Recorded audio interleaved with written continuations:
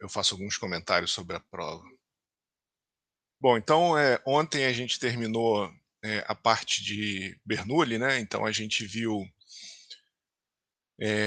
no começo dessa, vamos dizer assim, depois da prova, né, depois da primeira prova, a gente estava vendo a parte da descrição, do movimento na forma diferencial com viscosidade, que foram as equações que justamente a forma diferencial, né, a estratégia diferencial para analisar o movimento dos fluidos. Aí, ontem, né, a gente terminou a equação de Bernoulli, que é relativamente tranquilo, né, que é analisar escoamentos invícidos, sem viscosidade. Então a gente viu, eh, quais são as regiões do escoamento que a gente pode fazer essa aproximação, que a princípio poderia ser pensado como absurda, né, um fluido sem viscosidade, mas que a gente viu que são hipóteses válidas em algumas regiões do escoamento e que ajudam e que simplificam, né, eh eh, a solução das relações de energia ou força nos escoamentos. E a gente fez isso integrando, né, ao longo de uma linha de corrente, o que simplificou bastante. A equação de Bernoulli é bem simples, né, tem muita aplicação prática.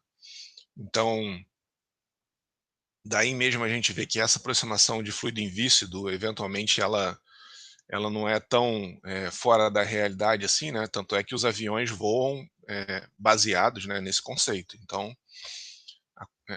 não que os aviões, bom, enfim, explica a questão da sustentação e, além disso, né, na asa do avião, e além disso é a maneira como o avião mede a velocidade durante o voo, né, baseado na equação de Bernoulli, que a gente tem a equação da uma expressão para velocidade com base na medida, da pressão de estagnação e da pressão estática, né. E agora o que a gente vai fazer, né, nessa parte do curso é analisar a perda de carga. Como que a gente calcula, eh eh, a perda de energia ou perda de pressão no escoamento viscoso, independente, do fato dele ser laminar ou não, né. A gente viu na parte de equação diferencial que a gente consegue, obter o perfil de velocidade, né, e a relação entre, ΔP e viscosidade, quando a gente tem o perfil de velocidade calculado, resolvendo as equações diferenciais, né, com uma série de hipóteses simplificadoras. E para o escoamento turbulento, a gente não conseguiria de uma forma tão simples como a gente conseguiu, né, claro, sujeito a todas as hipóteses que a gente fez. Então o que a gente vai ver aqui em perda de carga é justamente o método que é usado, né, o método de engenharia, vamos dizer assim, para determinar, né, para dimensionar a bomba, para determinar quanto de energia que uma bomba precisa fornecer, para determinar quanto de energia que uma turbina extrai de uma certa energia disponível no fluido, né. Então, a questão é bem essa, né, a motivação é mais, a questão de que não existe uma maneira mais, eh uma melhor maneira, né, de transportar fluido de um lado para o outro que seja por uma tubulação, né. A maneira mais conveniente de fazer o transporte de fluidos é por um sistema de tubulação, né. Então a gente pode ter, né, e aí o contexto é esse, né, a gente pode ter desníveis, a gente pode ter curvas, acidentes, né, tem curvas aqui, aqui, então tem desníveis. O próprio atrito do fluido, né, que lembra que quando a gente viu na equação de Bernoulli, a gente estava considerando escoamento em trechos curtos de tubulação. Aqui a gente tem quilômetros e quilômetros de tubulação, né. Pode ter válvula, né, como tem uma válvula aqui, derivações na linha, né, T's, né, pode ter um T aqui, então curvas. Então todos esses elementos eles acabam, trazendo, né, uma dissipação irreversível de energia pelo atrito. E a gente e a questão aqui é essa, né, a gente quantificar todas essas perdas que acontecem na tubulação, tá. Então, o que a gente vai ver agora, né, é o escoamento interno viscoso, que é o escoamento completamente circundado por fronteiras sólidas e sujeito a perdas irreversíveis, né, por atrito. Então aqui agora volta o atrito, e a gente vai tentar encontrar uma maneira conveniente, assim como a gente fez para Bernoulli, né, para levar em conta o atrito e levar em conta, né, a questão do escoamento, não importando se ele é laminar ou turbulento, né. Lembra que quando a gente analisou, eh, a análise a parte diferencial, a gente teve que fazer a hipótese que o escoamento era laminar. Então, para o caso com viscosidade completamente circundado por fronteiras sólidas com atrito, para o laminar, a gente já viu, né, como resolver esse problema. Agora a gente vai, inclusive, partir do caso laminar para generalizar a solução para o caso turbulento também, mas eh, tentar fazer isso de uma maneira que não seja muito custoso, né, computacionalmente, ou que a gente precise de muita resolver, vamos dizer assim, um problema de CFD, né, de fluidodinâmica computacional, para a gente determinar, sei lá, a potência de bombeamento necessário para bombear fluido nessas circunstâncias aqui, tá. Então a gente quer uma coisa, uma solução de engenharia, vamos dizer assim, né, para resolver esse problema. E é isso que a gente vai aprender.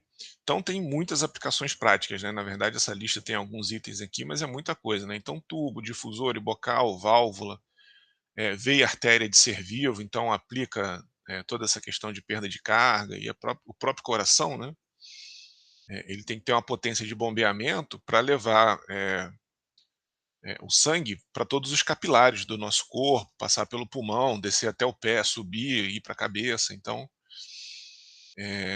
no desenvolvimento de corações artificiais é necessário saber quantificar essas perdas para saber a potência necessária, eh eventualmente para dimensionar um coração artificial, né. Sistema de abastecimento de água de uma cidade, sistema de transporte de líquido dentro de uma fábrica ou até residencial, né, ou residencial. Linhas hidráulicas de uma aeronave, você não quer que a aeronave seja muito pesado, mas você precisa transportar fluido de um lado para o outro, então a bomba também não pode ocupar muito espaço, tem que ser dimensionado de acordo, com as necessidades, de cada dispositivo, né, jato de tinta de impressora. Então tem um monte de exemplo aí de aplicação dessa estratégia que a gente vai ver, tá. Então, a questão aqui, né, é que existem, 2 problemas, vamos dizer assim, característicos, né, de tubulações. Então, se a gente tiver a geometria do tubo e dos seus componentes, né, então válvula, curva, difusor, e a vazão desejada e as propriedades do fluido, então, basicamente a gente tem que saber, né, tem que saber o fluido que está sendo bombeado. Então, qual a diferença de pressão necessária para manter o escoamento, né? Qual o tamanho da bomba aqui? Na verdade, diferença de pressão implica necessariamente em potência, né, no W ponto, que é a potência em watts, né. Então, qual o tamanho da bomba, né, quantos cavalos, quanto que ela vai consumir, e muito mais do que, determinar isso é otimizar, né, otimizar a bomba para o seu processo, não colocar uma bomba muito grande, você pode ir lá, você chega numa casa dessas de material de construção, você fala que você quer uma bomba para sua casa, o cara vai chutar lá sei lá, meio cavalo, 3/4 de cavalo. Mas essa potência, né, que a bomba demanda, depende da vazão mássica, depende da altura manométrica que ela tem que vencer. Então, o que nós como engenheiros fazemos é otimizar também o processo, né? Não é simplesmente, quer dizer, olhar e falar, coloca uma bomba de 3/4 aí, né? A gente tem que saber calcular todas as perdas de carga e aí dimensionar e otimizar o processo de seleção, né, de bomba para cada situação específica. Então, basicamente, é isso que é um dos problemas, né, de engenharia. Aí a outra, né, dada a diferença de pressão, o outro problema básico, ou outro paradigma, vamos dizer assim, né, é que dada a diferença de pressão mantida, por exemplo, para uma bomba, né, qual a vazão que vai ocorrer? Então a gente tem um certo delta P, né, uma certa bomba que está no processo, então quanto de vazão que a gente vai obter? Então as correlações discutidas nessa parte do curso vão responder essas duas questões, né? São as maneiras, vamos dizer assim, de engenharia, de determinar qual a pressão necessária para uma bomba, dada uma determinada vazão e todas as características da linha, ou saber a vazão dado o ΔP que a bomba fornece, tá? E aí, né, é isso que eu estava comentando, para esse problema tem solução analítica, que foi o que a gente viu na semana passada, né, que é o escoamento de Coé. Terminamos de ver isso aqui ontem, né, ontem a gente ainda viu um último exemplozinho de Poiseuille, né, que é o escoamento dentro de um tubo, horizontal, em regime laminar, eh, fluido newtoniano, né, propriedades constantes, μ, constantes incompressíveis, né. Então, para esse caso super simplificado, vamos dizer assim, mas que ainda tem aplicação prática, né, a gente tem solução analítica, né, a solução fechada lá, para o regime laminar.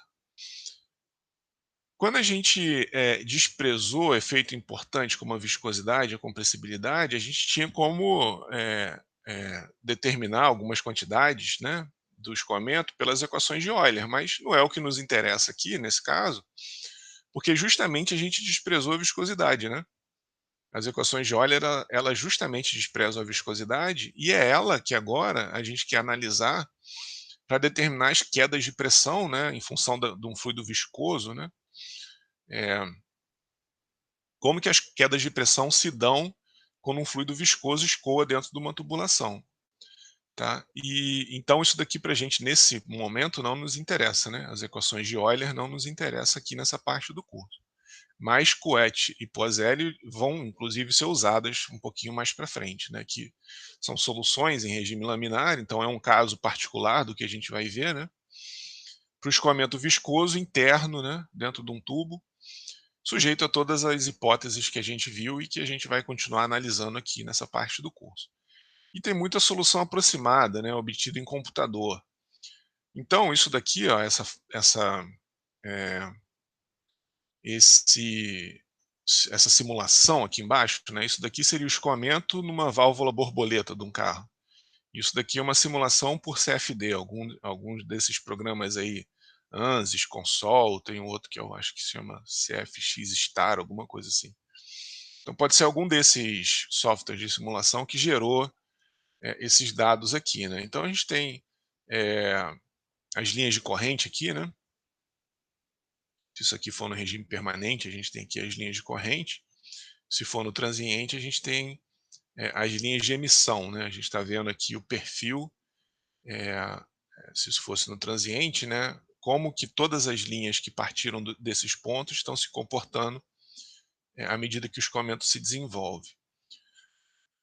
Então isso daqui seria uma solução por computador, né, uma solução por CFD, não é simples, isso daqui não é rápido mesmo numa geometria pequenininha como essa, de desenvolver uma solução dessa forma, tem turbulência aqui, a jusante, né, mesmo que o escoamento seja laminar, só o fato dele ter sido perturbado aqui por essa geometria tão irregular, né, a questão do descolamento da camada limite que eu comentei aula passada, ou seja, a gente tem um gradiente de pressão adverso, e aí esse gradiente de pressão adverso acaba forçando, acaba exercendo uma pressão contrária à direção do escoamento, e aí a camada limite aqui atrás do corpo se solta, né. Então é um soltar físico mesmo, as partículas de fluido se soltam, causando toda essa turbulência aqui atrás. Então isso não é uma maneira muito simples de determinar, queda de energia, perda de carga, né, sei lá, entre um ponto 1 aqui e um ponto 2 aqui, né. Então, imagina se a gente fosse ter que resolver um problema desse, complicado, para uma tubulação de quilômetros e quilômetros, como a gente vê aqui, né. Então essa é a ideia, né, que a solução que a gente vai usar, ela é fortemente dependente de dados experimentais, porque não existe uma análise simples e geral para o escoamento de um fluido viscoso no regime turbulento, né. A análise existe, mas elas são complicadas. Então o que a gente vai fazer é simplificar ao máximo, né, tentar fazer uma solução, vamos dizer assim, utilizável e simples, para a gente não ter que ficar se preocupando com problemas de turbulência, né.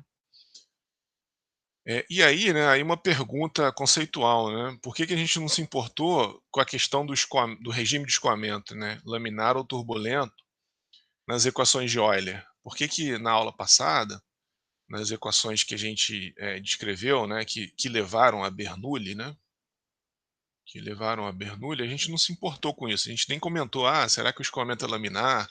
Será que o escoamento é turbulento?" Na aula de ontem a gente não estava preocupado com isso. E a questão é que se a gente despreza a viscosidade, não faz sentido, falar em regime de escoamento, né. Eh, o escoamento turbulento, ele acontece por pela ausência de fenômenos viscosos, na verdade, né, quando a gente tem, forças inerciais dominando o escoamento. Se a gente despreza a viscosidade, a gente não tem um parâmetro de comparação para saber se o escoamento é laminar ou turbulento. Então, na equação de Euler, a gente nem se preocupava muito nessa classificação, né, tá. E a gente aqui, né, isso é uma coisa, eh, importante, é que para todos os escoamentos que a gente vai estudar aqui, a gente assume que o tubo é completamente preenchido, com fluido, né. E a gente não vai analisar que seria esse caso aqui, um fluido totalmente preenchido com fluido, desculpa, um tubo totalmente preenchido com fluido, escoando com a vazão Q, e a gente não vai usar, não vai analisar a questão, do tubo, o que se chama, né, de escoamento em canal aberto. Mesmo que seja num tubo, mas o fato de ter uma superfície livre exposta aqui para, sem fluido, né. Então esse caso a gente não vai estudar, a gente só vai estudar tubos completamente preenchidos com fluido, tá? Certo? Bom, então, para começar, né, a nossa análise, de perda de carga, vamos dar uma olhada nas características do escoamento interno. Isso a gente já fez lá atrás, né, na parte de conceitos fundamentais, e aqui talvez faça um pouco mais de sentido a gente, relembrar isso e falar um pouco mais de detalhe dessas questões do escoamento laminar e turbulento. Então, basicamente, né, a questão mais, fundamental possível é que o escoamento, laminar, né, ele a característica do escoamento laminar é quando o fluido escoa em lâminas, né, então por isso que laminar. Então a gente tem, a gente viu o perfil de velocidade, né, para o escoamento laminar. Então, ele tinha aquela característica, parabólica, onde para cada, assumindo que aqui é o y, né, e a abscissa é o x, então para cada altura vertical y, a gente tem um certo perfil de velocidade, e esse perfil de velocidade para o escoamento laminar, ele é sempre o mesmo, né, num escoamento completamente desenvolvido, né. Então vamos dizer assim, né, cada lâmina de fluido, né, se a gente imaginar aqui as lâminas, as camadas de fluido, né, cada camada dessa de fluido, né, cada alturinha ali, ela tem uma certa velocidade e essas velocidades não se misturam, né, elas acontecem sempre, paralelas, estão sempre paralelas uma à outra. Então essa é a característica do escoamento laminar. O fluido escoa em lâminas ou camadas e existe pouca dispersão do corante, porque isso daqui, né, o Reynolds lá no século XIX, ele fez essa observação experimental, né, isso está lá tem uma foto do experimento do Reynolds nos slides de conceitos fundamentais. Ele inseriu um tubo, jogando um corante, né, então ele tinha aqui o tubo com água, fechado obviamente, né, e aí ele inseria um outro tubo aqui e inseria no corante. Esse corante num certo regime, né, numa certa, eh combinação de massa específica, viscosidade, velocidade, geometria do tubo, diâmetro do tubo, né, ele não se dispersava. Mas a partir de uma certa velocidade, né, a partir de um certo diâmetro, mudando o fluido, o Reynolds percebeu que o que acontecia é que existia uma dispersão muito forte, um movimento tridimensional aleatório, né, em adição ao movimento médio para a direita ali, né. Então tem um movimento forte ainda em U, mas vão existir agora, né, componentes em V e W, tá? Então, quem domina é o U, claro, né? Porque ele vai muito mais para a direita do que dispersa, né? Então você vê macroscopicamente essa nuvem né? No caso aqui seria uma nuvem de corante, mas o escoamento é bem aleatório, né?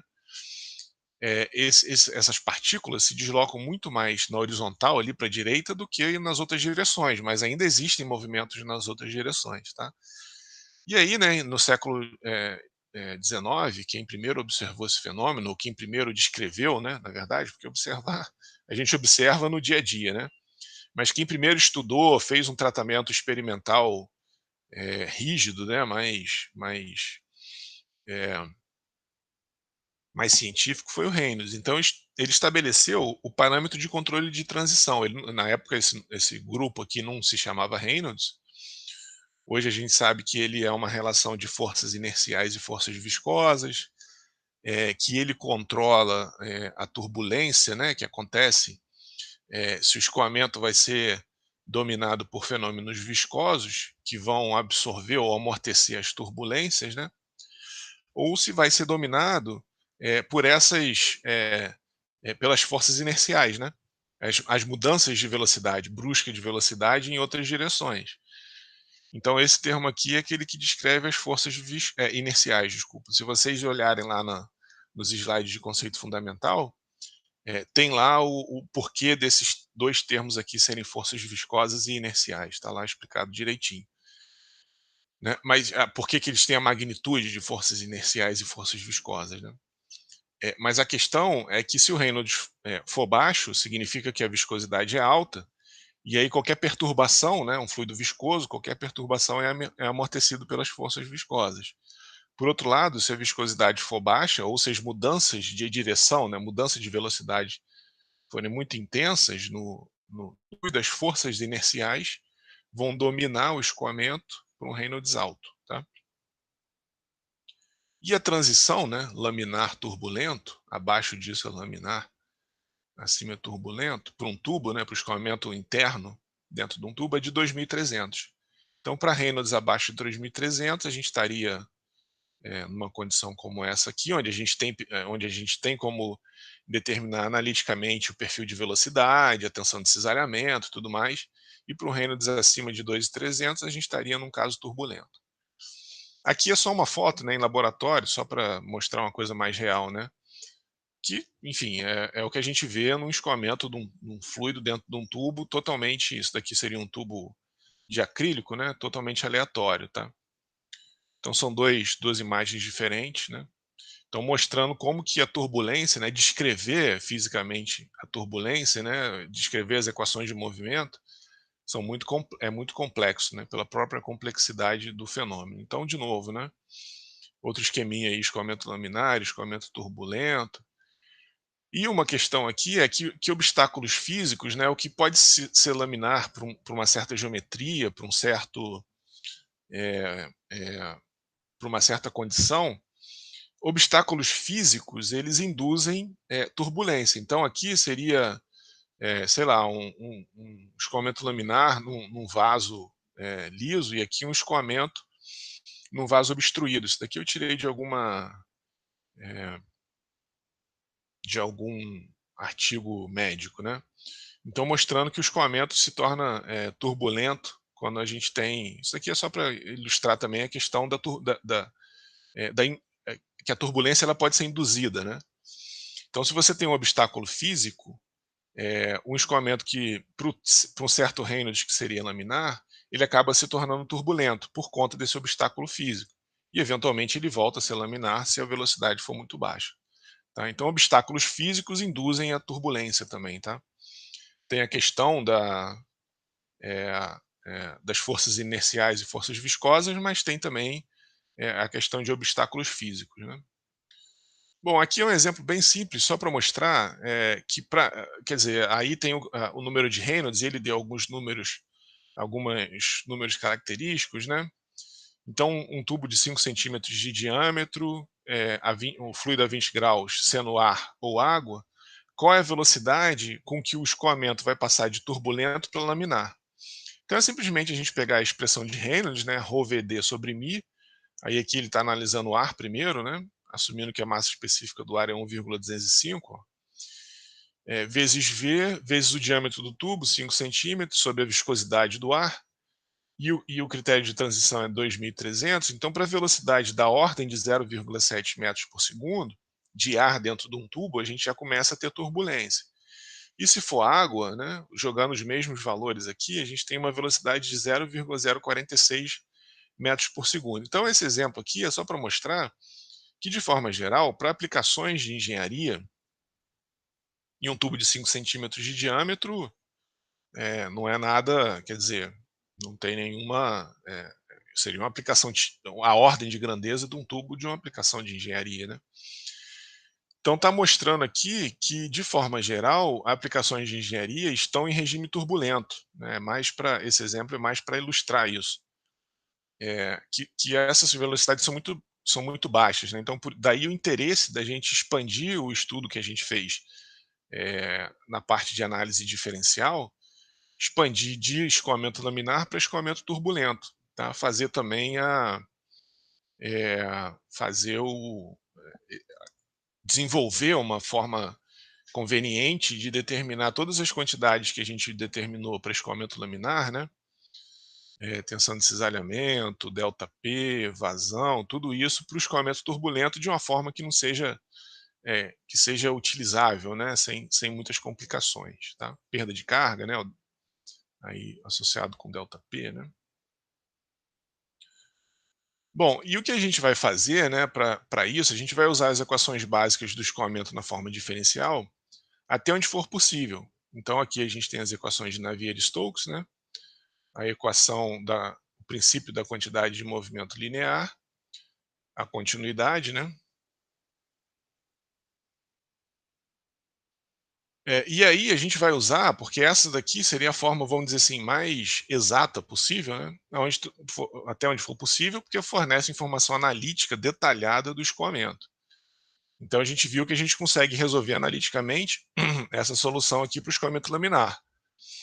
E aí, né, eh, quando o fenômeno físico começar a ser complexo, né, quando houver turbulência, aí a gente vai usar o teorema do transporte de Reynolds, que permite uma análise global, que é aquela que a gente não se preocupa muito com o que está acontecendo ponto a ponto, né? A gente não quer, em momento nenhum, com o teorema do transporte de Reynolds, analisar o escoamento ponto a ponto. Muito pelo contrário, a gente quer uma análise global analisando as superfícies de controle, né? O que entra e o que sai, eventualmente o que acumula ali dentro, pelo termo que normalmente a gente desprezou, né, nessa análise. Se for em regime permanente, esse termo não tem nenhum acúmulo. Então a gente, de forma geral, está querendo saber o comportamento, né, em termos de energia, de quantidade de movimento linear, de massa, né, através de um estudo só das fronteiras, né. Então, quando a coisa começar a ficar muito complexa, a gente vai vir para o teorema do transporte de Reynolds. Bom, e aí a gente precisa analisar uma coisa, um fenômeno físico que acontece. Eu não vou ficar muito tempo aqui, isso vai ficar muito mais como referência para vocês, porque para a gente, aqui no curso, isso vale muito mais para a vida real, né? Tem muita aplicação na vida real que isso acontece. Então vai ficar como referência, não é difícil, não é uma coisa difícil, é uma coisa muito simples, né? Mas que para a gente vai desprezar aqui no curso, que é o seguinte: o fluido ele tem que entrar na tubulação, em algum lugar. E aí, quando isso acontece, alguns fenômenos físicos acontecem, né, que diferem essa região que o tubo entra, né? Então tem uma região aqui que ele entra e tem o resto da tubulação que a gente assume que essa região de entrada é muito menor com relação a todo o resto da tubulação. Mas eventualmente, se tiver muita curva na tubulação, esse fenômeno ele acontece frequentemente. Então, por isso que é importante falar, não é nada muito complicado e vai ficar aí como referência para vocês, né? Então, de forma ideal, né, de forma idealizada, o escoamento ele entra na tubulação como um escoamento uniforme, ou seja, ele não tem esse perfil parabólico, né? Ele vem aqui, ele vem de um grande reservatório, né? Imagina que aqui tem um grande reservatório, sei lá, uma represa, né? Aqui poderia ser a linha adutora de uma turbina, né, saindo de uma represa, entrando na linha adutora de uma turbina, pode ser a caixa d'água da sua casa despejando para a tubulação de 3/4, né, de polegada, que normalmente é a tubulação residencial.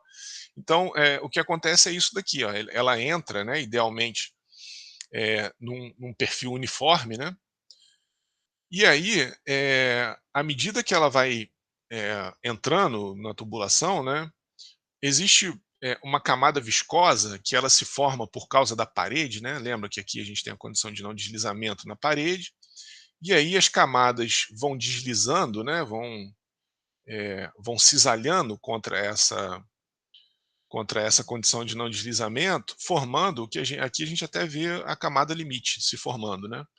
Porque essa região aqui, eh, essa linha pontilhada, ela separa a região, que está influenciada pela parede, de uma região que não sente a parede, que é essa região, esse núcleo, que se chama esse núcleo invícido aqui no meio, tá. Certo? Então, o que acontece é que, essa camada, eh, essa essa camada viscosa aqui, né, começa a crescer, porque, o fluido ele começa a cisalhar, né, à medida que o fluido vai, penetrando ali para dentro do tubo, ele começa a cisalhar, né, uma camada sobre a outra, vai influenciando, à medida que o escoamento vai se desenvolvendo, né, as camadas vão sendo influenciadas pela parede, né, pela camada de parede. Gradativamente isso vai acontecendo, até, o que se chama, né, de comprimento de núcleo invícido. O que que isso significa? É a região que esse núcleo invícido não existe mais. Lembra que a gente tinha até, na parte de Bernoulli, né, observado que existe uma região que não existe cisalhamento entre as camadas de fluido, né, a gente tem um perfil de velocidade uniforme. Então aqui, o que ele está chamando de núcleo invícido é um núcleo, né, uma região que as lâminas de fluido estão se movendo de forma paralela, não existe cisalhamento ali. Mas, eventualmente, chega um momento que esse núcleo invícido some. E aí o que acontece é que esse núcleo invícido dá lugar para uma região que o perfil de velocidade se torna eventualmente parabólico ou não, né, depende do perfil, do regime de escoamento. Mas nessa região aqui, as tensões viscosas dominam toda a seção transversal. Então a gente não tem mais esse núcleo invícido, a gente tem uma região aqui que está todo sujeito ao cisalhamento, né? E esse perfil de velocidade ele continua a variar nessa região, né? Que é chamada região de desenvolvimento de perfil por causa dos efeitos viscosos. Ou seja, a gente tem um perfil de velocidade formado, mas ele ainda não está totalmente, vamos dizer assim, formado, né? Seria a fase embrionária do perfil de velocidade, vamos botar assim. E aí, só depois desse comprimento, né? Só depois desse comprimento de desenvolvimento de perfil é que que se chega num perfil completamente desenvolvido. Então, a gente já viu isso lá atrás, na parte de análise diferencial, a gente falou disso nos exemplos lá, de perfil completamente desenvolvido, e aquilo estava se relacionando justamente a isso.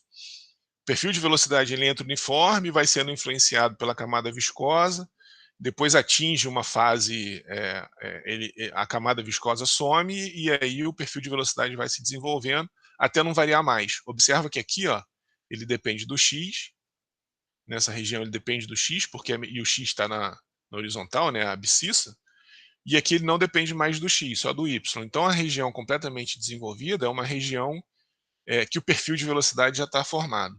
E a gente está interessado, né, a gente aqui no curso, está interessado nessa região completamente desenvolvida.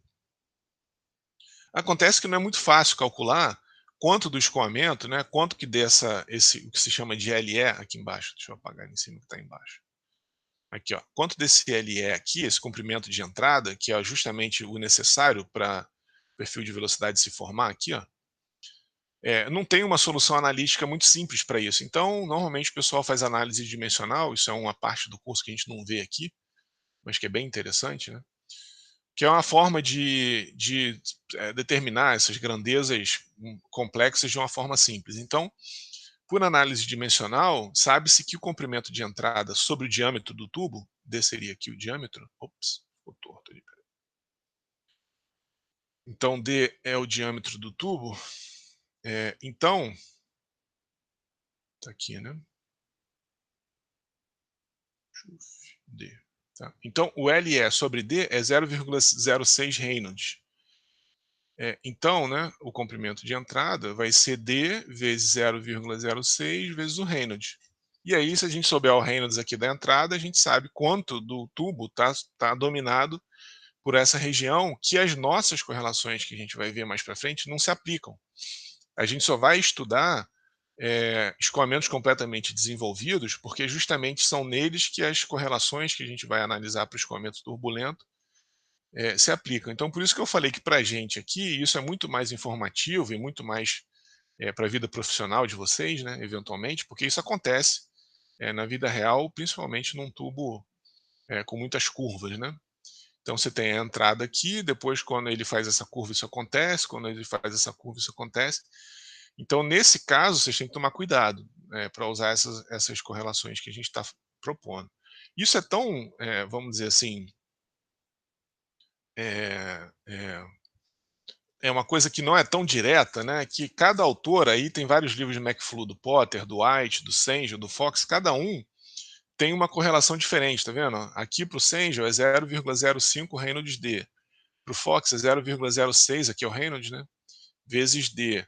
Para o White e para o Fox é a mesma coisa. Para esse livro do Potter aqui é 0,065 Reynolds vezes o diâmetro.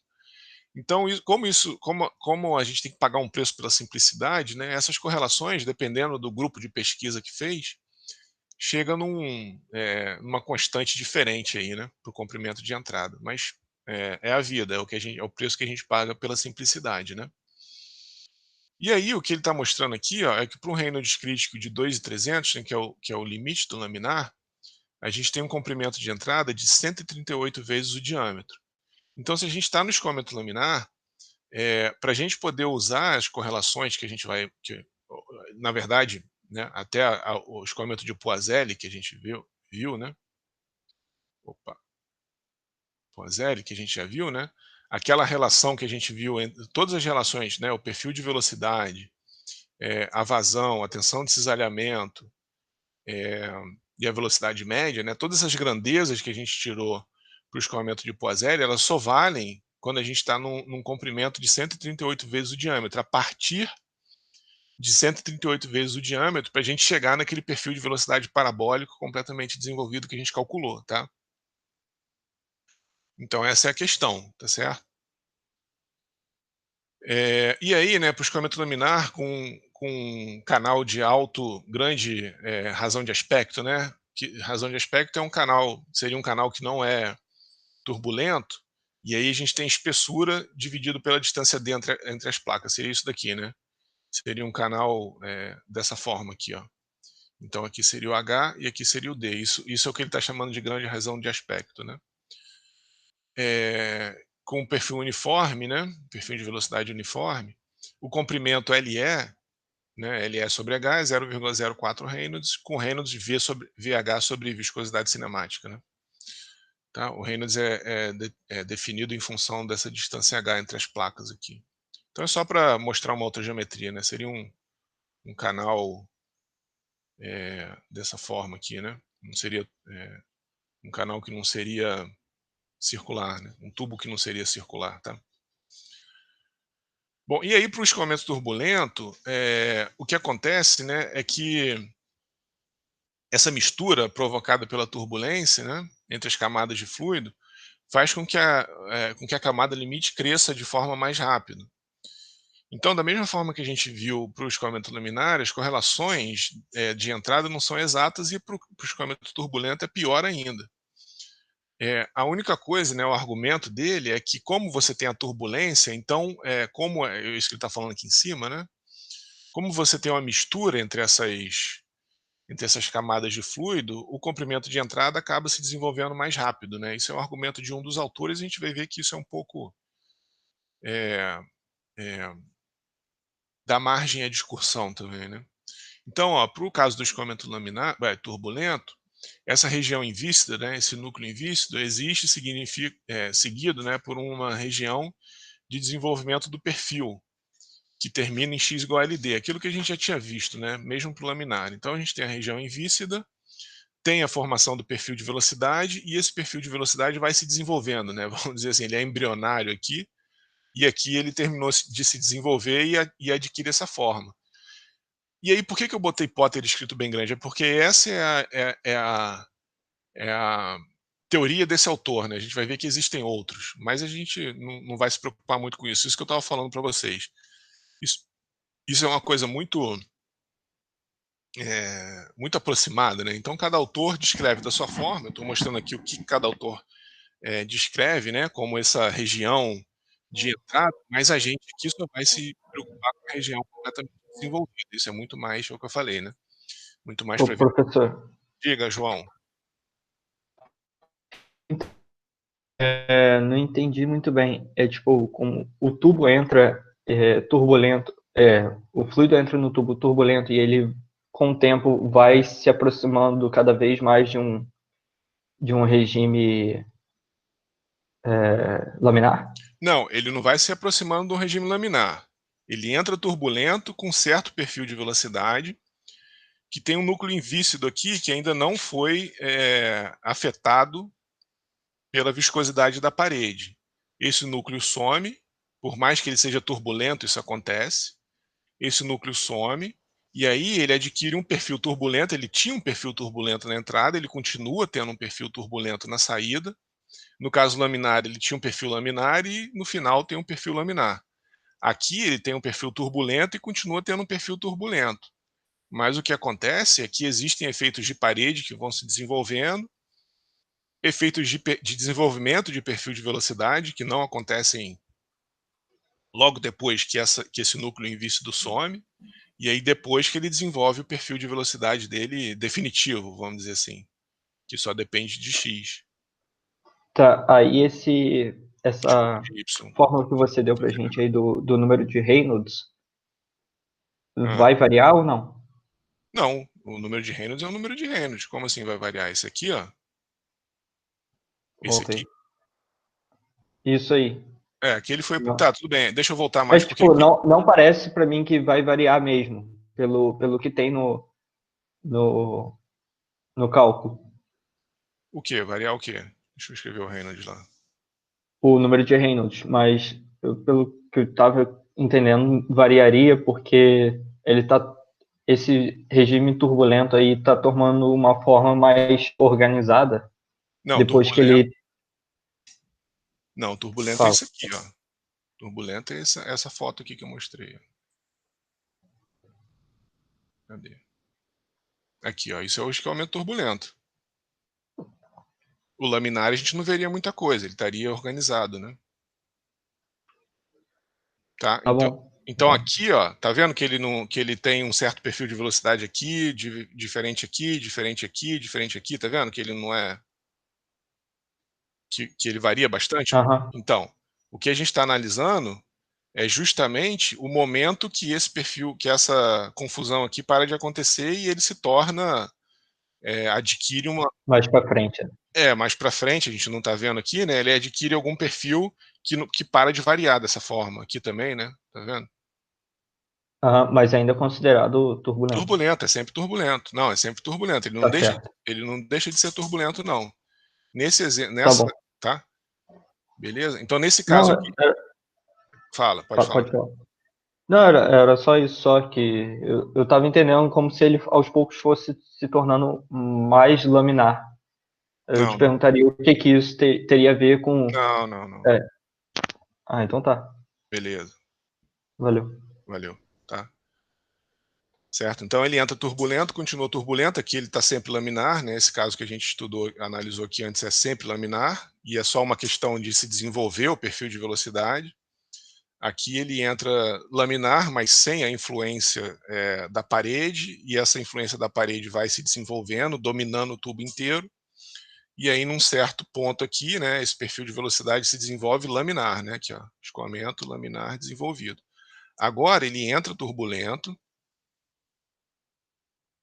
é, agora ele entra turbulento, ele é turbulento aqui, tá aqui ó, escoamento desenvolvido, né, turbulento, tá?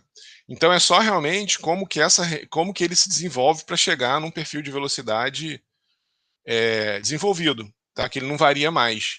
Na verdade, a turbulência é muito complexa, né? A gente viu que ele pode continuar variando x, y, z, mas a gente assume que essa variação, que esse perfil em U, né?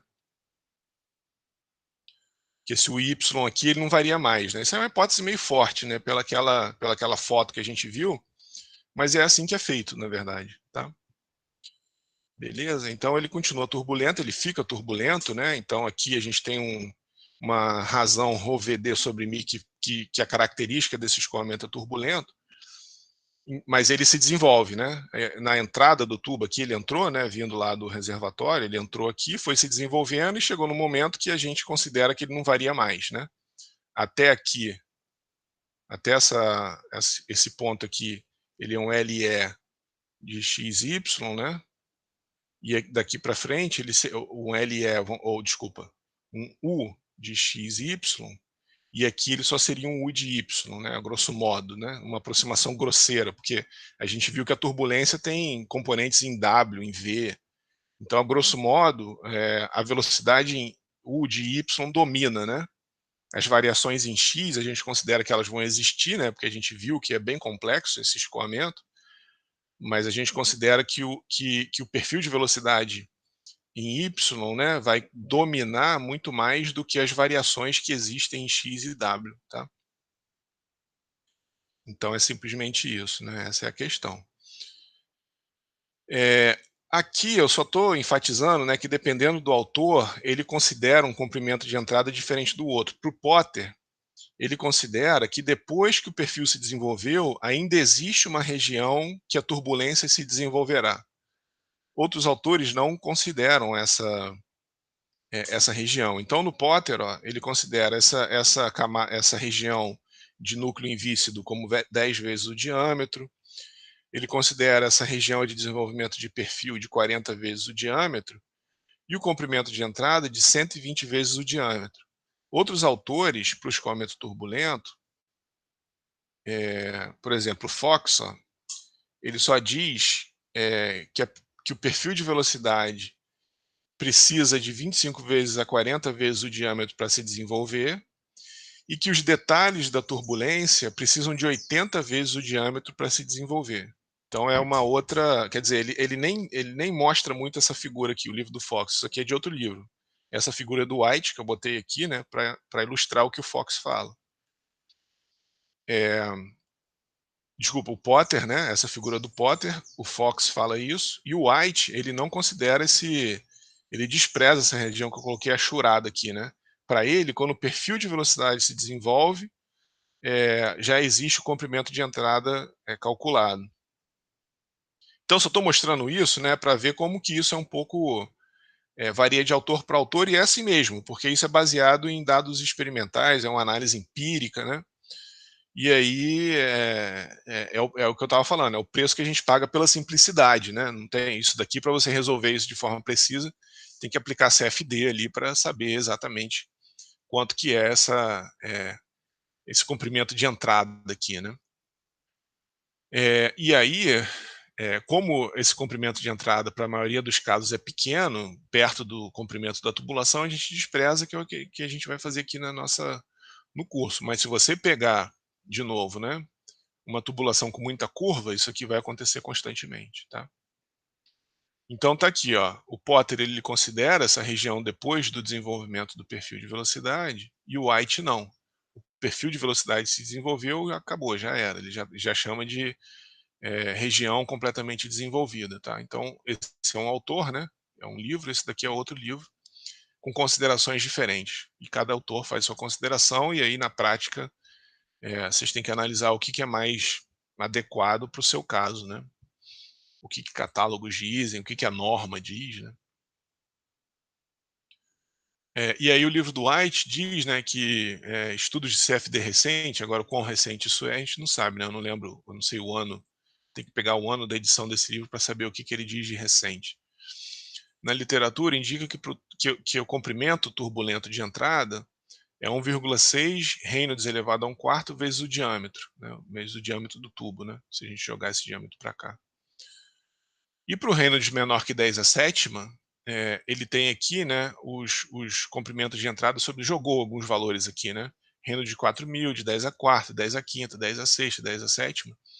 Então a gente vai tendo um comprimento de entrada sobre diâmetro de 13. Então a gente aqui precisaria de 13 vezes o diâmetro para desenvolver todos os detalhes da turbulência, né? Para o Reynolds de 10.000, a gente precisaria de 16 vezes o diâmetro. Para o Reynolds de 100.000, 28 vezes o diâmetro, tá? E assim sucessivamente. Aí eu coloquei numa tabelinha aqui, ó, peguei para cada autor, né, para a gente ver qual a dispersão desses resultados. Então, para um Reynolds de 4.000, olha só, o livro do White diz que precisa de 13 vezes o diâmetro, o do Potter diz que precisa de 200, o do Fox de 80, né, para a gente ter um regime de escoamento completamente desenvolvido. Então, cada autor usa sua referência de literatura diferente e isso dá margem para... Eu só estou colocando isso aqui para vocês verem, tomar cuidado com isso, né? A gente não vai, de novo, a gente não vai se preocupar com isso no curso, mas só para vocês tomarem cuidado na vida real de vocês lá como engenheiros, né? Na hora de... Se vocês pegarem uma rede com muita curva, essas correlações que a gente vai estudar agora nessa parte da matéria podem dar resultados bem errados, né? Tá? Então tomem cuidado com isso. Certo? Então, isso que eu estou falando aqui, ó, as correlações precisas, né, nas regiões de entrada estão disponíveis na literatura, mas para tubos usados na prática, de forma geral, o comprimento deles é muito maior do que o comprimento de entrada. Então, para o escoamento através de tubo, a gente normalmente assume que o escoamento é totalmente desenvolvido para todo o comprimento do tubo. E para um tubo curto, né, aí é o que eu estou falando, para um tubo curto ou com muitas curvas, né, ou com muitas curvas, vocês têm que tomar cuidado com isso, tá? E aqui é só para mostrar, né, que a gente não se preocupa muito com o perfil de velocidade, tá? A gente vai calcular, de forma geral, para todas as correlações, a velocidade média, que principalmente porque escoamento turbulento, a gente não tem muito como calcular o perfil de velocidade de forma precisa. A gente vai até ver um pouco disso nessa aula de hoje, tá? Então, de forma geral, a gente vai estar interessado muito mais na velocidade média, tá? Certo? E, de novo, né, na região de entrada aqui, ó, observa que a velocidade média está variando, ó, tá? Então, ela tem uma certa magnitude na entrada e uma outra magnitude na saída. Se o tubo tiver na região completamente desenvolvida aqui, ó, claro, né, o diâmetro permanecendo constante, a velocidade média não varia mais, tá? Então, a gente vai precisar também, uma outra coisa que vai ser importante mais para frente, é analisar o perfil da tensão de cisalhamento na parede é, que se desenvolve no escoamento, né? A gente viu isso já para o escoamento laminar. Então, a gente vai ver agora uma análise um pouco mais geral, né? Então, a variação no tempo do perfil de velocidade não, quer dizer, fica constante no escoamento completamente desenvolvido. Então, para o caso laminar, lembra, a gente chegou na aula retrasada, né? Nesse perfil de velocidade aqui, que descreve, né? É o perfil de velocidade, se esse escoamento aqui for laminar, né? Se a gente estiver analisando aqui um escoamento laminar, o perfil de velocidade é descrito por essa expressão. E para o escoamento turbulento, a gente não sabe direito o perfil, né? A gente vai ver que é um pouco complicado, mas ele também é independente de x para o escoamento completamente desenvolvido. E de forma geral, né? São conceitos que a gente já viu anteriormente, né? No meio do tubo, aqui no centro do tubo, né? Desculpa, não, na verdade, sim, isso é outra coisa, estou falando besteira aqui. Não só a velocidade é zero, ou seja, ele está enfatizando ali que, de fato, né, para o escoamento completamente desenvolvido, essa é a condição que a gente tem, né? O perfil de velocidade não varia com x, ou U é só uma função de R, tanto para o laminar como turbulento. Bom, o que isso tem a ver com a gente, né?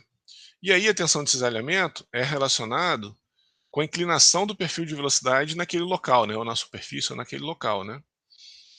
Então, a gente tem o middle dr fazendo aqui, né, a derivada do perfil de velocidade que a gente chegou, né, para o caso laminar. Então, isso daqui para o caso laminar, né? A tensão de cisalhamento é R sobre 2 dp dx, né?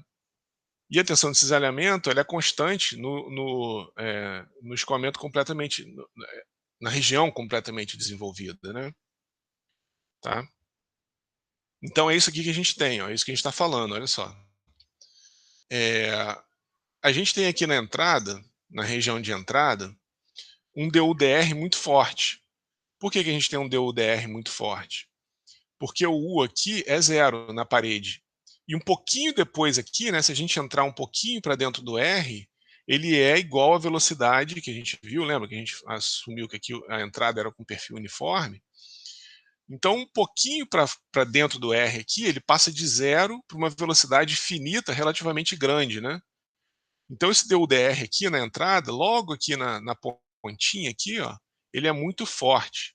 À medida que o escoamento vai se desenvolvendo, e a camada, a influência da parede vai indo cada vez mais para dentro, né? A gente tem uma velocidade zero aqui, uma velocidade que não é zero, e esse perfil de velocidade que a gente viu que é parabólico, né? Ele vai adquirindo essa forma aqui, né? De forma parabólica, certo? Então o DUDR aqui, ó, para frente, ele já não tem mais esse gradiente tão forte aqui, né? Então, a tensão de cisalhamento, ela adquire um valor muito forte na entrada e eventualmente estabiliza, ela fica constante. Então, por isso, né, isso que a gente estava analisando aqui. Na região completamente desenvolvida, o comportamento da tensão de cisalhamento ele é totalmente diferente do que acontece, né, desculpa, na região de entrada, né? O comportamento da tensão de cisalhamento ele é totalmente diferente do que o que acontece no resto do escoamento, né? No escoamento completamente desenvolvido. Então, essa é outra questão para vocês tomarem cuidado, né? A gente vai considerar a tensão de cisalhamento constante, mas ela varia muito na região de entrada. Assim, se o tubo tiver muita, não só na região de entrada, como numa curva eventual, né? Por isso que eu estou falando muito de curva. Porque quando o fluido sofre uma curva, esse perfil de velocidade também varia. Vai ter uma figura aí mais para frente que vai mostrar isso, tá? Então é isso que eu estou mostrando aqui, né? A tensão de cisalhamento na entrada pode ser muito significante, vamos dizer assim, né, para turbo curto. Então, se vocês usarem correlações de tensão de cisalhamento para um escoamento, para a condição de escoamento completamente desenvolvido, num tubo curto, vocês podem errar bastante. Não vai ser, de novo, né, não vai ser o nosso caso aqui, didático, né, mas na vida real de vocês têm que tomar cuidado com tubos curtos e com tubos com muitas curvas. Tá? Essas correlações podem falhar, que a gente vai analisar aqui. E outra questão é o perfil o gradiente de pressão, que para a região de entrada não é constante. A nossa hipótese básica, que a gente já fez lá atrás e que vai continuar fazendo aqui, é que o gradiente de pressão é linear. A tensão de cisalhamento constante e o gradiente de pressão linear. Só que na entrada isso não acontece. Então também, de novo, né? Cuidado com essa condição de entrada para tubos curtos. Tá? Essa hipótese só vale para o que a gente vai analisar sempre aqui completamente desenvolvido. Perfil de velocidade completamente desenvolvido ali, ó, só depende do R, tá? Não depende do X, certo? Então é mais para vocês tomarem cuidado com isso, né? São cuidados que vocês têm que tomar nessa questão. Isso daqui é só um exemplo assim bem característico que ele está mostrando aqui, ó, um tubo com meia polegada, 60 pés de comprimento, dá a vazão e a temperatura. Ele quer saber qual a fração desse tubo é tomado pela região de entrada. E aí ele usa essa correlação aqui, né? LE sobre D é 1,6 Reynolds elevado a 1/4. Ele chega no escoamento turbulento aqui, ó, 31.300. Lembra que o limite era 2.300, né? Então ele calcula o Reynolds ali, né, com os dados do exercício, chega no escoamento turbulento, e aí botei aqui, né, pelo White, né, porque a gente viu que cada autor tem uma correlação diferente. Então, pelo White, o comprimento de entrada sobre o diâmetro é 21, tá? Então a gente tem que ter 21 vezes o diâmetro para a gente poder usar, né, um comprimento. Então a gente tem aqui a entrada, né, do fluido ali na tubulação. Então, a gente tem que ter, tá distante 21 vezes o diâmetro, né? Isso daqui tem que ser 21 vezes o diâmetro para a gente poder usar as correlações que a gente vai analisar na aula de hoje, tá? Então, se o tubo do exercício tem 60 metros, né, a gente tem que estar 1.440 pés para frente da entrada para a gente poder usar as correlações, tá? Mas de forma geral, desculpa, não é isso não. Comprimento do tubo tem, não, não. Aqui não é isso não, falei besteira, ó. A relação entre o comprimento do tubo e o diâmetro dele é 1.440. Na verdade, eu falei besteira. Como a gente tem a relação entre o comprimento de entrada e o diâmetro de 21, é só fazer essa relação entre os dois. Ou seja, o comprimento de entrada tem só 1,5% do tubo e pode ser desprezada para cálculos aproximados. Tá? Então é isso que ele está mostrando. O comprimento de entrada é muito menor do que o comprimento total do tubo. Tá? Então a gente pode usar nesse tubo inteiro, né, as correlações sem problema. Então aqui o que eu estou mostrando nesse slide é que esses problemas das correlações que a gente vai analisar, né, eles são para regiões completamente desenvolvidas, que ela se desenvolve depois da região de entrada, mas também depois de uma curva. Por isso que eu estava falando muito de curva, né, tubo curto e com muita curva. Porque quando um tubo passa por uma curva aqui, ó, o perfil de velocidade também não é mais aquele que a gente usa para desenvolver as correlações. Então ele se deforma, né? E aí só depois de um certo comprimento de desenvolvimento aqui, ó, que ele vai se desenvolver novamente, apesar disso não ser uma entrada, né? Ser uma curva. Então, idealmente, a gente quer um x3 menos x2, né? Esse comprimento aqui, ó, x3 menos x2, muito maior do que LE, né, do que o comprimento de entrada, e x6 menos x5 aqui, ó, muito maior do que x4 menos x5, ou de x5 menos x4, tá? É isso que a gente quer de forma geral, né? A gente quer um tubo que ele não seja muito curto, que ele não seja da ordem de grandeza da entrada aqui, e que ele não tenha muitas curvas, tá? Bom, então que a gente, depois de todas essas considerações, né, o que a gente vai fazer para o escoamento interno viscoso tratar a solução analítica até onde a gente consegue, né? Tentar obter a informação detalhada do perfil de velocidade, que é com ela que a gente determinou tensão de cisalhamento, variação de pressão, queda de pressão, né? Vazão, velocidade média, tá? Analiticamente, né? Apesar dos escoamentos internos, né, não serem limitados só a duto, como é o interesse principal de engenharia, né, a gente vai trabalhar basicamente nessa geometria. E como a gente viu, né, a maior parte dos escoamentos são turbulentos, mas o escoamento desenvolvido laminar, ele representa um dos poucos casos teóricos viscosos que a gente consegue analisar e que pode ser desenvolvido exato, né, vamos dizer assim, tem uma solução exata. Então a gente vai usar como base a solução analítica para escoamento laminar viscoso, tá? Apesar de que a gente viu, né, que dificilmente no escoamento de interesse em engenharia ele é laminar, mas como ele tem a solução analítica, a gente vai usá-lo. Bom, a gente viu na aula de análise diferencial, né? A gente viu lá analiticamente como determinar o perfil de velocidade para o escoamento completamente desenvolvido, isso que a gente estava discutindo agora, em regime laminar, para um duto com gradiente de pressão constante, né? Que foi o escoamento de Poiseuille, né? Certo? Isso a gente viu, até terminou a aula de ontem, finalizando o estudo do escoamento de Poiseuille. Então, um dos poucos casos que a gente resolve na Navier-Stokes analiticamente, e é uma análise em termos de quantidade de movimento linear, né? Forças fluidas geradas no escoamento, né? Que é o que as equações de Navier-Stokes descrevem, na verdade, né? Tá? Então foi esse caso aqui físico, né? Um tubo, né, circular, um fluido com uma certa viscosidade e massa específica, um gradiente de pressão P2 menos P1, X2 menos X1 linear, na nossa hipótese, então a gente determinou o perfil de velocidade, tensão de cisalhamento, tudo aquilo para esse tubo, né, para essa geometria. Então a gente obteve aqui o perfil de velocidade escrito dessa forma, né?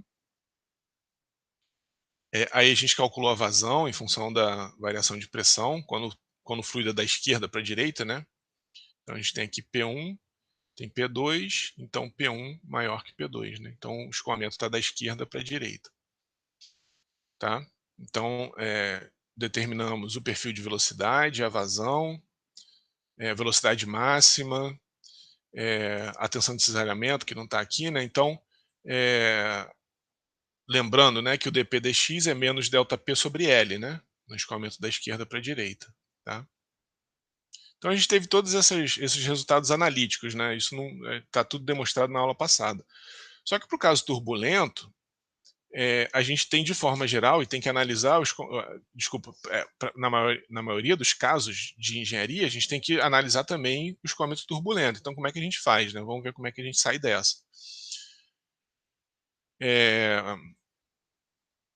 E a questão é que experimentos, né, ou pesquisadores, eles têm observado turbulência por muito tempo sem se dar muito conta dos detalhes, porque não era muito fácil analisar, né? Os instrumentos antes dos anos 30, né, não tinha muita sensibilidade e não tinha muito como analisar essas flutuações rápidas do perfil de velocidade.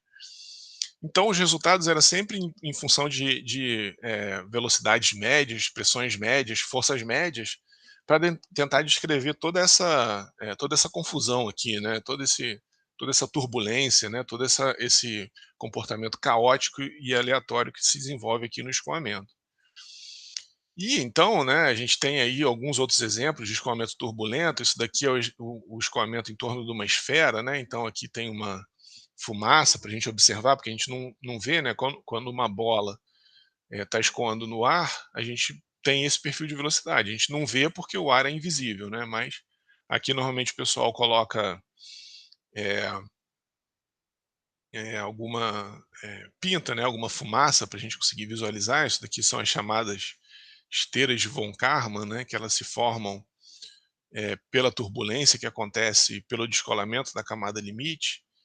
E aqui, essa foto aqui é uma ilha, isso daqui são nuvens, e aqui tem uma montanha em alguma ilha no oceano, e aí tinha um escoamento, né, o vento estava levando as nuvens para essa direção, e esse comportamento, né, esse fenômeno de turbulência se formou nas nuvens, essas esteiras de von Karman aqui, né, se formaram nas nuvens da mesma forma que isso acontece numa escala de laboratório, né? Então, explica também esses fenômenos macroscópicos que acontecem em todo o globo, né? Em todas as correntes de ar que se desenvolvem em torno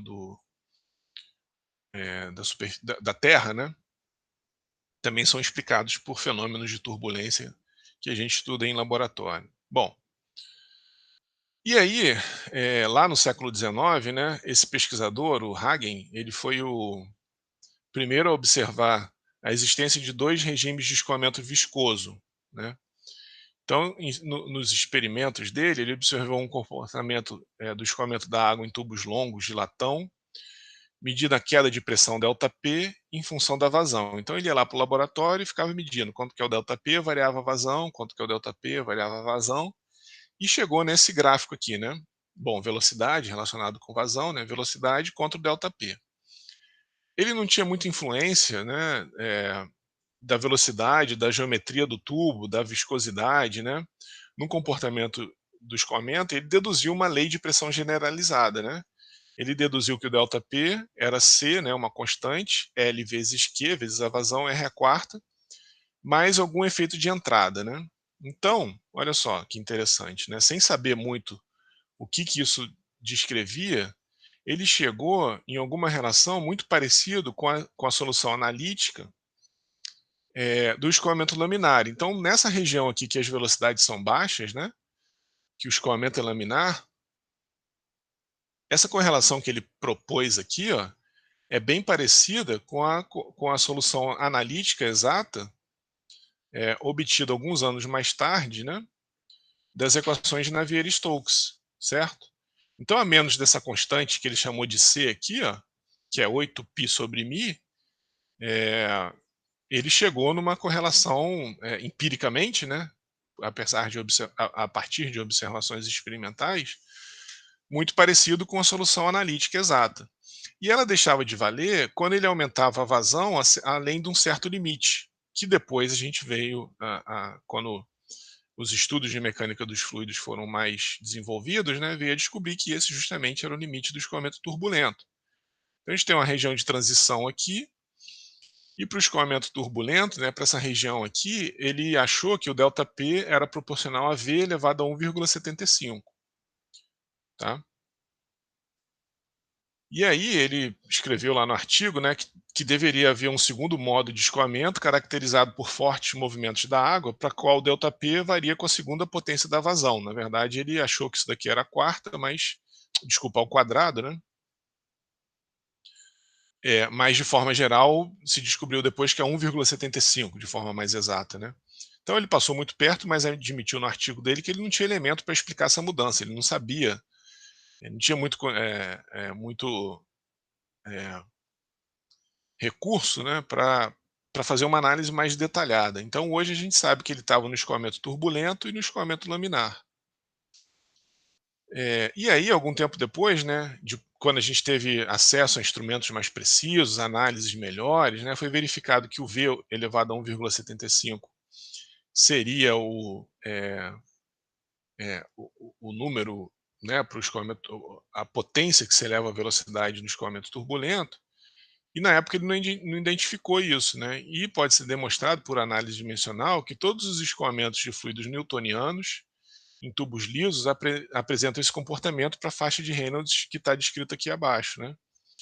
Então hoje, com análise dimensional, a gente consegue descrever um grupo, né, um grupo que tem o ΔP aqui, né, mas é um grupo adimensional, onde π1 e π3 aqui representam dois grupos adimensionais, né, você pega, por exemplo, Reynolds é um grupo adimensional, você pega diversas quantidades dimensionais e agrupas de uma forma que você traz todos esses parâmetros dimensionais para um número adimensional que continua sofrendo influência de todos eles. E a grande conveniência de você fazer isso é que você consegue analisar a variação. Se você variar um deles, você consegue analisar a variação de todos eles ao mesmo tempo, porque esse grupo adimensional varia, e aí você consegue depois, multiplicando pelos parâmetros dimensionais, voltar para o seu grupo dimensional equivalente. Tá? Então a gente consegue analisar e isso daqui é uma técnica de análise dimensional, que está lá no livro de mecânica dos fluidos, é muito interessante como é que se chega nisso, né? Mas o que a gente tem aqui, né, é um grupo adimensional que depende da pressão e um outro grupo adimensional que é o Reynolds, né, que depende das propriedades do fluido, da velocidade e do diâmetro. Então, hoje a gente sabe que o comportamento que o Hagen estudou para o regime turbulento é descrito por essa relação aqui, que ele não percebeu na época, né? Na época ele simplesmente disse que o ΔP era proporcional a V elevado a 1,75. Hoje a gente sabe que essa relação pode ser escrita dessa forma. Então ele passou bem perto e o estudo de turbulência nunca foi muito fácil. Então esse exemplo é só para ilustrar, né, como é que estudar turbulência não é uma coisa muito simples. Então, um pouco mais tarde, né, no final do século XIX, o Osborne Reynolds, né, ele mostrou que essa variação dependia do parâmetro ρVL sobre μ. Né? Então, é aquilo que a gente já discutiu lá nos conceitos fundamentais, mas que agora a gente sabe que esse é o número de Reynolds e que ele descreve a descrição do movimento, né, no escoamento laminar ou turbulento. Então a gente tem muita solução para o escoamento laminar, mas a gente não tem uma análise, né, detalhada para o escoamento turbulento, né, isso que a gente está falando. Então aqui a gente é a questão, né, demonstrativa do que é o escoamento laminar. Então a gente tem um perfil, vamos dizer assim, um perfil de velocidade que se desenvolve em x aqui, no tempo, né, certo? Então isso daqui seria um perfil de velocidade em y, um u de y, desculpa, no tempo aqui, ó. Então, a gente tem aqui, ó, um u de y, né, para diversos tempos diferentes, tá? Então tem um u para diversos tempos. No escoamento laminar, esse u de y aqui não varia no tempo. Mas para o escoamento turbulento, a gente começa a ter é, é, essas perturbações aqui, né, no perfil de velocidade. Ou seja, à medida que o tempo vai passando, esse perfil de velocidade pode ser assim, como pode ser completamente diferente, né? Ele pode ter, ser um pouquinho, deixa eu desenhar de uma forma diferente aqui.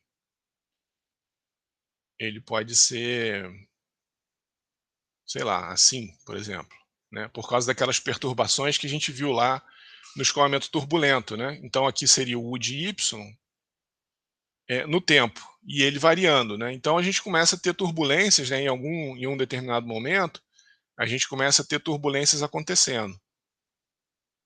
E aí a maior parte da teoria, do escoamento turbulento é semi-empírico, baseado em análise dimensional, isso que eu estava falando, né? Isso é uma parte do curso de mecânica dos fluidos, que a gente não vai analisar aqui, mas que eu vou mostrar o resultado final, né? E algumas questões de análise física, né? Então, na verdade, né, o estudo hoje de turbulência é muito mais é, é, tudo que a gente consegue desenvolver de forma analítica, a gente faz com base em propriedades médias do escoamento, né? E as flutuações médias, e não essas variações rápidas aqui, né? A gente não se preocupa muito com o que está acontecendo com a velocidade localmente. A gente quer saber muito mais a média e separa isso numa parte média e de uma parte que flutua, tá? Basicamente é assim que análise de escoamentos turbulentos hoje em dia se desenvolve. Então, e de forma geral, né, a gente normalmente não tem muito interesse nesses detalhes muito finos, né, se o perfil de velocidade subiu e desceu nessa forma aqui, o que a gente faz é separar numa parte média, e que é o que está representado por esse U-bar aqui, né, e uma parte que é randômica, aleatória, né, que representa essas flutuações U' aqui, né. Então essa é a abordagem proposta por Reynolds, isso aqui é só para ilustrar como é que as coisas podem se tornar muito complexas, né. E aí, isso daqui seria um perfil de velocidade, uma velocidade média aqui se desenvolvendo, né, e as suas flutuações, certo? Então a gente tem aqui, por exemplo, ó, o escoamento se desenvolvendo da esquerda para a direita, então a gente tem a componente U dominando aqui, ó, por isso que o U aqui é muito maior, e todas as flutuações que acontecem em Y e Z, elas são em torno do zero aqui, ó, porque são componentes de velocidade que só acontecem porque o escoamento está indo da esquerda para a direita, dentro desse tubo, mas flutuando em Y e Z também. Então a gente tem todas as componentes de velocidade, né? Tem U, V e W, mesmo para o escoamento unidimensional aqui. A gente, na verdade, nunca tem um escoamento unidimensional, né? A gente sempre tem uma componente tridimensional variando nas outras direções. Então, com a velocidade média V barra igual a zero, W barra igual a zero, mas a gente tem aqui a componente U barra diferente de zero, porque o escoamento está se desenvolvendo majoritariamente na direção X, né? Tá? Bom, então, o que é proposto aqui, né, a questão do escoamento turbulento, o máximo que se consegue fazer é o que é chamado de Navier-Stokes pela média de Reynolds, né, Reynolds Average Navier-Stokes, que a média de Reynolds é justamente jogar nas equações de Navier-Stokes essas expressões médias aqui, né? Velocidade em U é a velocidade média em U mais U', velocidade em V, velocidade média mais V', e aí jogar nas equações de Navier-Stokes.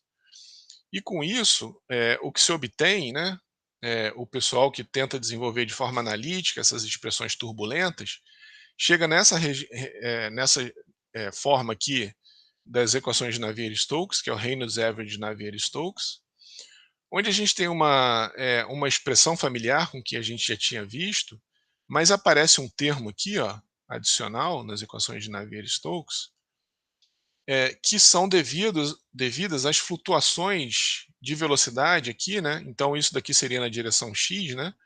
Seria o Navier-Stokes aplicado na direção x, mas mesmo na direção x, a gente não consegue se livrar das perturbações em v e w ali, né? Então, essa estratégia aqui, né, é uma soma de uma porção laminar e uma porção turbulenta que se chama tensão de Reynolds. Isso daqui que complica muito a vida para resolver a turbulência, tá? Até aqui a gente teria o Navier-Stokes da forma que a gente já tinha visto, né?